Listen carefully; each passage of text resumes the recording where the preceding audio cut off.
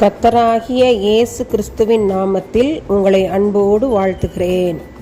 இன்று ஆண்டவர் நமக்கு தரும் அற்புத வார்த்தை சங்கீதம் 32:8.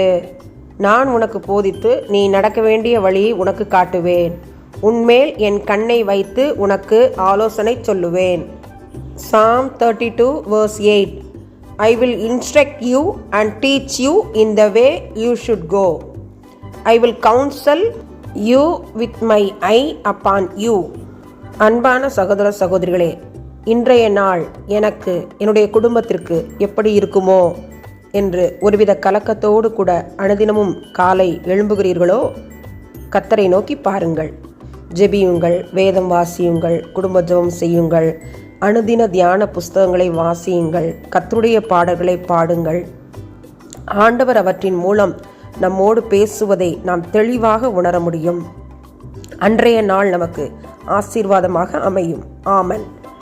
சேரக்கூடாத ஒளியில் வாசம் பண்ணுகிற எங்கள் அன்பின் பரம தகப்பனே, பரமபிதாவே, இந்த ஜெப நேரத்திலே எங்களை தாழ்த்தி உம்முடைய பாதத்திலே ஒப்பு கொடுக்கிறோம். உம்மை துதிக்கிறோம், ஸ்தோத்திரிக்கிறோம். இன்றைய ஓய்வு நாளின் ஆராதனைகளுக்காக உம்முடைய பிரசன்னத்திற்காக பாரத்துடன் ஜெபிக்கிறோம். ஆண்டவரே, குடும்பமாய் நாங்கள் ஆலய ஆராதனையில் பங்கெடுக்கவும் உம்முடைய தெய்வீக ஆலயத்தின் நன்மையால் நாங்கள் திருப்தியாகவும் நீர் எங்களுக்கு கிருபை செய்வேனுமாய் நாங்கள் ஜெபிக்கிறோம். ஐயா, குடும்பத்திலே நீர் விரும்புகிற காரியங்களை செய்வீராக. ஆண்டவரே, வசனத்தின் மூலமாக எங்களோடு கூட பேசுங்க. உம்முடைய அமர்ந்த மெல்லிய சத்தத்தை நாங்கள் கேட்டு உம்முடைய நாமத்தை மகிமைப்படுத்த கிருபை கொடுங்க. ஆவியானவரின் அசைவாடுதலை ஒவ்வொருவரும் உணர்ந்தவர்களாய் உம்முடைய நாமத்திற்கென்று முழு குடும்பமாய் ஒப்பு கொடுக்கப்பட்டவர்களாய் மாற கிருபை கொடுங்க. உடைய அரவணைக்கிற கரைகளை தாங்கட்டும்.